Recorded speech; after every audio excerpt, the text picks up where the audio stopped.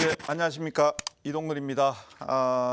오늘은 또 다른 주제를 가지고 여러분들하고 말씀을 드리도록 하겠습니다.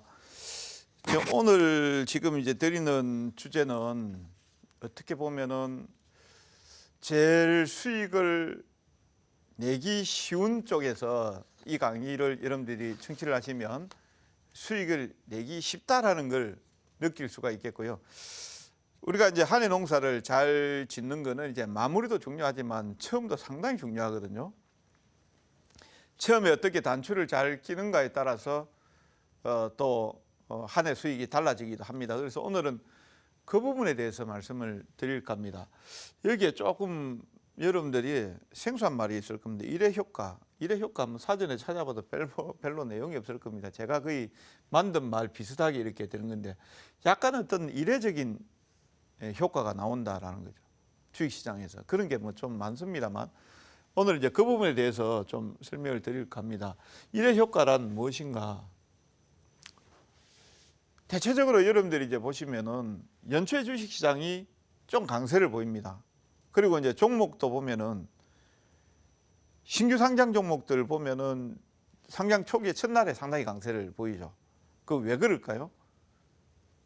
제가 봤을 때는 기대감입니다. 아까 제가 그 전강의에서 제가 여러분들한테 이런 말씀 드렸어요. 주식은 결과를 보고 하는 게 아니고 꿈을 보고 하는 겁니다. 꿈을 먹고 사는 게 주식입니다. 우리도 마찬가지예요. 희망이 없으면 안 되죠. 희망이 없으면 제 주식 투자 못 합니다. 적어도 제가 이 주식을 하면서 대박은 아니더라도 이 주식 투자를 하면서 내 생활 자체가 윤택해질 수 있다는 희망이나 꿈을 가지고 있기 때문에 하는 거죠. 그게 없으면 안 된단 말이에요. 마찬가지입니다. 연초에 주식시장이 강세를 보이는 현상을 일의 효과로 하고 대체적으로 이제 이런 현상이 나오는 이유는 뭐냐면은 연말 연초에 보면은 한 해의 계획을 갖다가 몰아서 거의 발표하죠. 시무식 하기 전에 내지는 시무식 전후로 해서 삼성그룹의 투자 계획이 나왔다. 뭐 LG그룹의 투자 청사진이 나왔다. SK그룹이 나왔다. 뭐가 나왔다. 전부 다 발표하는 작든 많든 간에 발표를 하게 됩니다. 그러면 우리는 이제 주식 투자자 입장에서 본다라고 하면 그 내용을 딱 기다리고 있는 거죠. 이게 어떤 내용이 나올 것인가. 그래서 대체적으로 기대감으로 시장이 상승을 한다.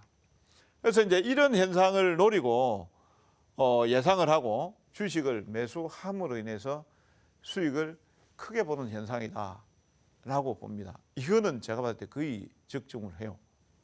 우리 기술적 분석이나 기본적 분석이나 뭐 이런 내용들을 보다 오히려 이제 주식시장의 본질 자체가 약간 희망이고 전망을 가지고 하는 거기 때문에 거의 맞다라고 보시면 됩니다. 그러면 여기에 이제 데이터를 제가 한번 해서 보겠습니다. 역대 1월 효과. 제가 원래 한 20년치 이 정도를 만들려고 하다가 10년치만 뽑아봤습니다. 나머지 10년 그러니까 2009년도부터 해서 2000년도까지는 여러분들이 한번 보시기 바랍니다. 이건 뭐냐면은 거래소, 코스닥, 월봉, 요거는 월봉이에요, 월봉. 월봉, 요거는 분기봉. 2019년도부터 해서 지금 올해입니다, 올해. 올해 보면은 올해는 거래소가 1월 달에 많이 올랐네요.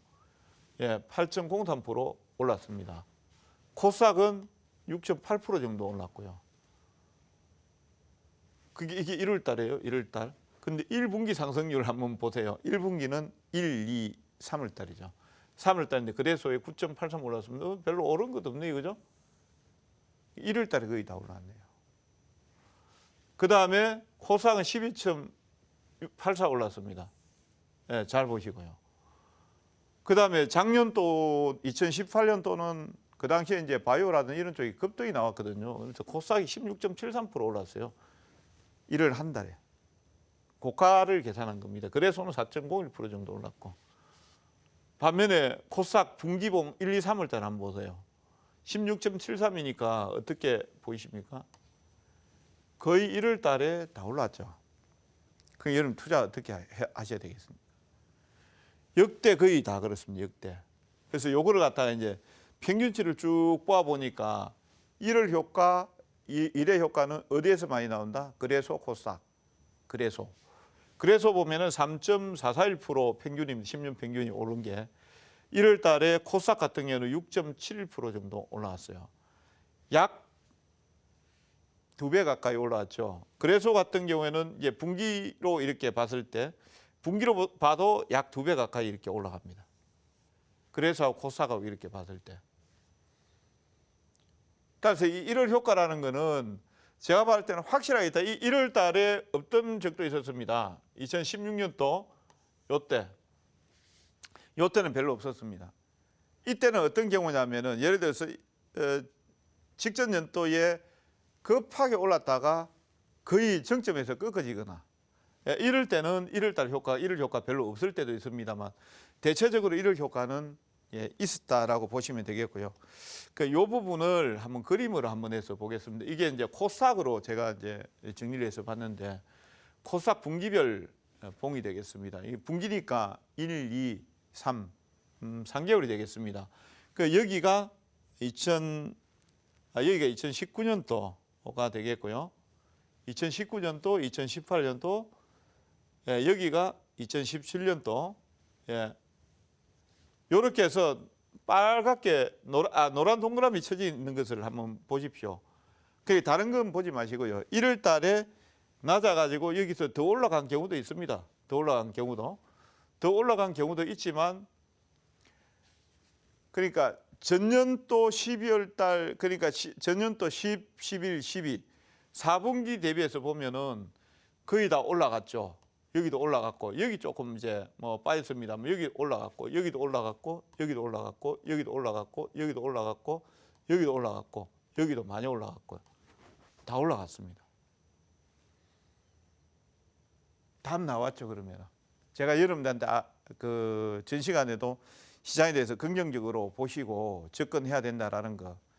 그러니까 집중도를 잃지 않고 계속해서 시장에 집중하셔야 된다라는 이유가 사실은 여기에 있다라는 이제 말씀을 드립니다. 그러니까 열심히 시장에 대해서 분석하시고 그다음에 어느 포인트에 들어갈 것인가 이것만 여러분들이 잡아내시면 돼요. 잡아내시고 거기에서 1월 달 한 달은 매수해서 홀딩하자. 홀딩하자 이렇게 이제 말씀을 드리는데 자 그러면은 여기에서 한번 보겠습니다. 여기에서 이제 보시면은 과연 어느 시점에서 잡아야 될 것인가. 저는 이제 시장 자체를 이렇게 보고 있는데 11월 달은 좋아요. 12월 달 중순까지 여기가 12월 달로 봤을 때 12월 중순까지는 좋아요. 좋아요입니다. 좋아요에서 밑으로 내려오면은 떨어진다라고 보거든요. 12월 중순 이후부터 말 정도까지는 약간 안 좋을 수도 있습니다. 안 좋을 수 있다가 다시 이제 이렇게 이제 좋아진다라고 이렇게 보고 있는데 왜 이런 현상이 나타나는지도 또 봐야 됩니다. 그러면 이 현상이 나타날 때 어디에서 매수해야 될 것인지 이 부분은 우리가 봐야 되거든요. 이게 중요한 얘기입니다. 여기 보시면은 제가 사실은 이 얘기를 방송을 통해서 드릴까 말까 하다가 드리게 되는데 12월 달에 이제 대주주 범위가 달라지게 됩니다. 이 지금 그림에 좀 보일지 모르겠는데 2018년도 4월 1일 기준에서는 어떻게 돼 있냐면은 15억 원 이상이에요. 그러니까 코스닥의 거래소의 코스닥 지분이 1% 이상이거나 총 주식 자산이 15억 이상이거나 거래소 쪽에서 지분이 거래소 쪽에 1%, 코스닥 쪽에서 2% 이상이거나 총 15억 이상이거나 그러니까 지분율에 있어서는 거래소보다 코스닥이 약 2배 높죠. 1%고 하나는 2%고 하니까. 근데 이게 이제 바뀌어지게 됩니다. 2020년 4월 1일부로 해서 지분은 1%, 2%로 동일해요. 근데 이제 금액이 낮아집니다. 금액이 15억에서 10억으로 낮아지게 됩니다. 그러니까 이제 10억 이상을 가지고 있는 분들 입장에서 보면 여기에 보면은 세율이 이익금의 3억 미만 20%, 3억 이상 25%, 보유관 1년 미만 시 무조건 30%, 현행 20%에서 30%로 양도세가 올라가게 됩니다. 그리고 2021년은 3억으로 바뀌게 됩니다. 이게 정부에서 정말 이런 거는 좀 우리 주식 투자하시는 분들을 위해서 생각해 주셔야 돼요. 여기에서 3억 이상 되는데 여기 요즘은 전부 다 자산 가치가 높아져 가지고 웬만하면 3억 될 수도 있습니다. 주식 자산이. 그리고 여기에서 보면 대주주 기준 기타 주주 보면 특수관계 배이자 6조 원 이내, 혈족 4천 원 이내, 인척까지 포함한다라고 이렇게 하면 어떻게 되겠습니까? 이게 주식 투자 하라는 건지 말하는 건지 모르겠습니다. 그러니까 대주주의 범위라든지 양도세 문제라든지 이런 내용들을 갖다가 지나치게 이제 범위를 이제 좁혀가지고 조금이나 수익 나면은 세원 발굴해서 내겠다라는 거죠. 그러니까 이제 이런 것들이 연말 되면은 문제가 돼요. 왜 그러냐면 여기에서 2018년도에서 20년도로 넘어가면서 이게 규정이 15억에서 10억으로 바뀌어버리거든요. 이게 바뀌어버리니까 세금 직전 연도 세금으로 물겠다라고 하면서 던지는 현상이 나옵니다. 그래서 제가 아까 12월 달에 중순 이후부터는 코스닥이라든지 이런 종목들이 조금씩 조정이 나올 수 있다는 점, 이 부분을 여러분들이 양지를 하셔야 됩니다. 그러면 이제 여기에서 좋다 이제 대주주 기준에 해당하시는 분들은 여러분들 이제 담당 세무사분들하고 상의를 하셔가지고 어느 시점에서 처분하고 적정 규모를 설정하는 게 좋겠죠. 그렇지 않은 분들은 이제 매수를 해야 될 거 아닙니까? 던지면은 매수를 해야 되는데 여기에서 보시면은 2017년도에 그 흐름들이 나왔습니다. 처음에 이제 이 제도가 이제 좀 도입이 되고 하면서 양도세 문제가 상당히 이제 부각이 됐거든요. 부각이 되면서 2017년도에 잘 올라가던 바이오주들이 연말돼 가지고 완전히 분위기가 초상집 분위기가 되어버렸습니다. 물량들이 나왔죠. 왜 나온지도 일반 투자자분들은 잘 모르고 당하신 부분들도 있습니다. 2017년도 연말에 바이오주가 급락을 보이고 그중에 대표적인 종목이 이제 신라젠이라든지 지금 뭐 신라젠 주가 빠져가지고 형편이 없습니다만 아무튼 그때도 이랬습니다. 그래서 이제 지금 현행 이쪽에서 이제 요게 10억으로 바뀐다라는 겁니다. 그러면 이제 어느 시점에서 매수 포인트를 잡아가는 것이 좋을 것인가를 보겠습니다. 이때 여기도 지금 또 있네요. 양도세 20에서 25% 아까 이제 10억으로 제가 바뀐다라고 여러분들한테 말씀을 드렸고, 그러면 이제 여기를 매수 적정 시점을 이제 봐야 됩니다. 어느 시점에서 이제 매수 시점이, 그러니까 내년도 일의 효과라든지 이런 내용들을 보기 위해서는 매수를 해야 되는데 어디에 매수를 할까? 시원찮게 예를 들어서 12월, 15월부터 해서 약간 이제 추세가 이렇게 올라가다 꺾였단 말입니다. 잘 기억하시기 바랍니다. 꺾인 상태에서 어설프게 빠진다고 매수를 하지 마시라는 거예요. 차라리 꺾여서 밑으로 내려가면은 기다리시는 거예요. 기다렸다가 올라가든 내려가든 상관이 없습니다. 올라가든 내려가든 상관이 없고, 아까 제가 말씀드린 대주주 물량들, 이런 것들이 어느 정도 이제 출회가 되면은 그때 매수를 하는 게 낫다. 이때 2017년도 보면은 주가가 신라젠의 주가 모습을 보면서 보겠습니다. 여기 보면 쭉 빠졌습니다. 쭉 빠지면서 배당락 전날, 배당 기산일까지, 그때까지도 주가가 쭉 빠져버렸어요. 빠졌습니다. 근데 이제 그 다음날 배당락이 나오는 날이죠. 배당락이 나오는 날 갭상승이 나오면서 주가가 이렇게 이제 뒤에 올라갔습니다만, 이렇게 됐습니다. 그러니까 대부분의 종목들을 어느 시점에서 여러분들이 매수하는 게 좋는가? 제가 2017년도 대형주라든지 중생주 이렇게 봤을 때는요, 배당락, 배당 기산인 날 매수를 했다가 배당락 나온 날 있죠. 그때 올려주면은 팔았다가 종가에 다시 사는 게 제일 좋습니다. 그때 일부 이제 종목들 뭐 기아차라든지 뭐 대부분 이제 종목들 배당 주는 종목들 대부분 그랬어요. 그러니까 여기에서 어설프게 중간에서는 매수하지 마시고, 안 그러면은 뭐 올라가면은 그때 봐가실 것도 봐야 되겠지만, 만약에 이제 12월 중순 이후에 장이 꺾였다라고 하면은 배당 기산일 내지는 배당락 당일, 요 시점이 매수의 적기다라는 점 기억하시기 바랍니다. 그때 이제 매수를 하고, 어찌 보면 일을 한 달은 그냥 그대로 가만히 있는 게 좋습니다. 괜히 왔다 갔다 움직이면은 오히려 여러분들이 단기 매매하면서 손해를 키울 수 있다라는 점을 말씀을 드리고, 그러면은 이제 여기에서 이럴 효과 어떤 종목군들이 나올 것인가. 그러니까 가장 설비 투자 계획이라든지 기대감이라든지 이런 내용들을 좀 많이 밝혀줄 수 있는 종목군, 이런 것들이 좋다라는 점을 말씀을 드리고요. 그 중에서 이제 유망섹터는 일단 반도체 보고 있습니다. 뭐 방송에서 너무 많이 회자가 되고 있으니까 조금 식상할 수도 있습니다만, 저는 이제 반도체 섹터에 대해서 상당히 긍정적으로 일단은 보고 있는데요.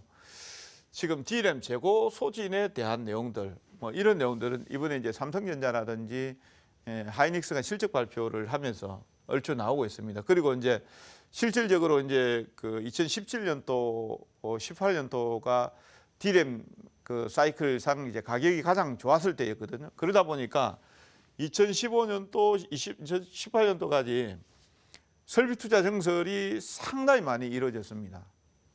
근데 이제 그 2018년도 고점을 찍고 내려오면서 그때부터 이제 제한적 증설입니다. 그 증설 자체가 별로 없었어요. 요거는 이제 IT 쪽에 반도체뿐만 아니고 디스플레이라든지 이런 쪽이 전체적으로 다 공통적인 상황이었고요. 최근에 들어서 증설을 하는 수준도 거의 테스트 수준. 그러니까 팽택 2기 같은 경우에도 거의 파일럿 라인, 그러니까 테스트 라인 수준 정도로 증설이 됐습니다. 이게 이 정도 수준이다라는 거는 뭐냐면은 결국은 이제 추가적인 어떤 생산보다 생산량, 공급량 이런 내용들을 지금 조절을 잘 하고 있다. 이렇게 봐야 될 것 같고요. DRAM 가격에서도 보면 희한한 게 있습니다. 제가 지난 방송에도 말씀드렸는데 반도체 수출 가격하고요, 이런 내용들은 떨어졌는데 수출 총량입니다. 이게 반도체 수출 총량, 중량, 이거는 늘어났다라는 거예요. 예, 반도체 수출 중량은 증가됐다라는 겁니다. 그러니까 미중 무역 분쟁이라든지 이런 내용들로 해서 이런 내용들, DRAM 가격이라든지 이런 내용들을 재고 조정 구간에서 떨어졌지만 전체적인 반도체 수출 중량은 증가되고 있다라는 것은 어떤 내용이 되겠습니까? 수요는 아직까지 있다라는 겁니다. 왜 수요가 있겠습니까? 5G라든지 4차 산업이라든지 첨단 산업 쪽으로 전환이 되고 있기 때문에 이런 쪽의 수요는 여전히 살아있다라고 이렇게 보시면 되겠고요. 여기에서 보시면은 DRAM 가격은 답보 상태입니다. 여기 보시면은 DDR4 8기가 이제 PCDRAM이 되겠습니다. DDR4 8기가 PCDRAM 쪽으로 보면 2018년 11월 달 보면은 개당 약 7.19불 정도로 해서 7불대 수준이었습니다. 이게 지금 얼마까지? 올 10월 달까지 보면 2.8불까지 떨어졌습니다. 여기에서 7, 8, 9, 10, 2.9, 2.9, 2.9, 2.8 올라오질 않고 있습니다. 여전히 답보 상태입니다. 그래서 어떻게 보면 아직까지 뭐 DRAM 경기가 바닥은 덜 쳤다, 안 쳤다 이런 얘기들은 하고 있습니다만, 그리고 또 여기에서 이제 수출 금액 당연하죠. 이제 반도체 DRAM 가격이 7불하던 게 지금 2.89불까지 떨어졌으니까 자연스럽게 금액 자체는 떨어질 수밖에 없단 말이죠. 떨어질 수밖에 없어요. 그런데 여기에 보시면 아까 제가 말씀드린 수출 중량입니다. 이 수출 중량 같은 경우에는 지금 2019년 여기가 9월 달입니다. 9월 달. 2019년 5월 달에 저점을 쳤고요. 저점을 쳤고 여기에서 위쪽으로 올라가고 있습니다. 그러니까 금액하고 이런 내용들은 반도체 가격은 안 올라오고 떨어져 있는데 수출 중량은 증가세를 보이고 있다라는 거예요. 수요는 살아 있다라는 겁니다. 그래서 이제 이런 부분들을 정확하게 이제 여러분들이 이제 보시면 되지 않을까 싶습니다. 그래서 이 반도체에 대해서는 이제 저는 상당히 이제 긍정적으로 보고 있는데, 여기에서 이제 보시면 여러분들이 가장 이제 선호 종목군 같은 경우에는 뭐 DRAM은 삼성전자가 될 수 있고 SK 하이닉스가 될 수 있는데, 저는 SK 하이닉스라고 이제 말씀을 드리겠습니다. 왜 SK 하이닉스라고 말씀을 드리냐면은 포트폴리오 측면에서 본다라고 하면은 삼성전자가 더 안정적이에요. 삼성전자 같은 경우는 DRAM하고 그다음에 휴대폰하고 그다음에 가전하고 그다음 비메모리 반도체하고 이렇게 이제 안정적으로 짜져 있습니다.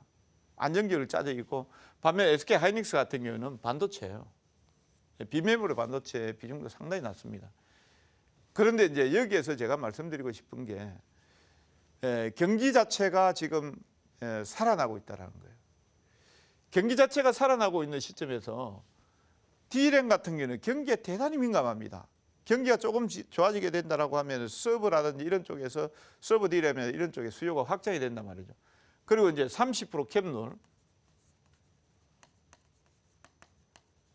유동 시가총액에서 코스피 200에 포함되어 있는 삼성전자의 유동 시가총액이 30%를 넘어가게 된다라고 하면 11월 달까지 보거든요.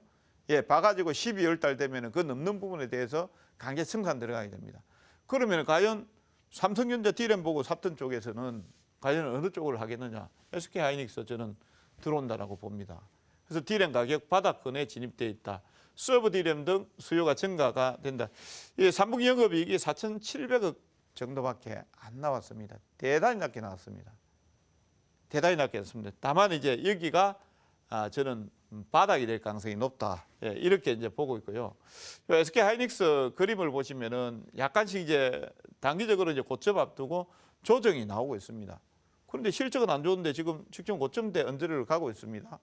아까 제가 말씀드렸다시피 주식은 꿈을 먹고 살아간다라고 제가 말씀을 드렸습니다. 그래서 이제 앞으로 이제 반도체 경기가 살아나고 4차 산업이라든지 그다음에 이제 모바일 쪽이라든지 이런 쪽이 이제 수요가 증가되게 된다라고 하면은 하이닉스 같은 경우는 오히려 더 위쪽으로 고점대를 치고 올라갈 가능성이 높다. 그래서 대형주 선호하시는 분들은 이쪽 한번 보시고요. 그 다음에 이제 종목은 이제 리노 공업이 되겠습니다. 이 리노 공업 같은 경우는 이제 반도체 검사용 소켓, 소켓, 테스트 소켓이 되겠습니다. 요거하고 이제 핀을 제조를 하는 회사가 되겠는데요. 리노 공업 같은 경우에는 지금 이제 4G에서 지금 5G로 지금 전환이 지금 빠르게 되고 있지 않습니까? 아마 올해가 이제 5G 원년으로 이렇게 보시면 되겠고, 내년도 되면 이제 5G가 대단히 확장이 된다라고 보시면 되겠고요. 반도체 테스트 소켓도 마찬가지 5G용 소켓이 상당히 증가될 것으로 예상을 하고 있습니다. 지금 3분기 매출액이 428억, 영업이익이 157억 정도, 동사 같은 경우는 이제 전망이 되고 있고요. 올해보다 내년도가 저는 더 좋아질 것이다. 이렇게 이제 보고 있고, 사실상 이제 반도체 아까 제가 말씀드렸다시피 D램 반도체는 삼성전자 하이닉스가 이제 재고 조정이라든지 이런 내용들 때문에 올라왔지만 장비라든지 테스트 쪽이라든지 이런 쪽은 2018년도까지 상당히 이제 정설이라든지 이런 내용들이 많이 이루어졌거든요.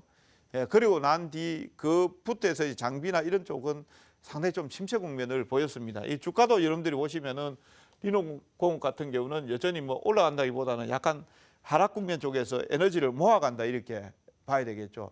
근데 이제 내년도 되면 이제 4G에서 5G로 넘어가면서 반도체 테스트용 소켓도 4G용이라든지 이런 쪽에 이제 흐름들이 나오게 된다라고 하면은 실적 개선이나 이런 내용들이 저는 좋아질 수 있다 이렇게 이제 보고 있습니다. 그래서 리노공업 같은 경우에는 뭐 지금 당장 뭐 여러분들이 이제 보시라는 것이 아니고, 지금 제가 이제 강의를 드리는 내용들은 이제 내년도 1회 효과가 나왔을 때 과연 실적이라든지 성장성을 겸비한 쪽에서 본다라고 하면은 이쪽도 한 방편이 될 수 있다라는 측면에서 제가 말씀을 이제 드려보고요. 강의 내용을 잠시 요약해서 말씀을 드린다라고 하면 1월 효과는 제가 봤을 때는 분명히 있었다.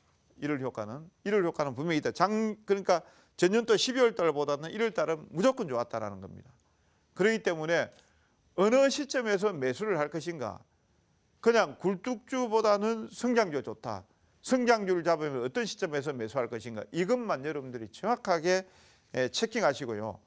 배당 기산일 전후, 배당락 전후로 해서 여러분들이 제가 말씀드린 성장 섹터 이런 쪽을 매수해서 1월 중순까지는 홀딩하는 전략, 이런 쪽으로 가져가시면은 좋지 않을까라는 점을 이번 강의에서는 말씀을 드리겠습니다. 자, 이번 강의는 여기까지입니다. 감사합니다.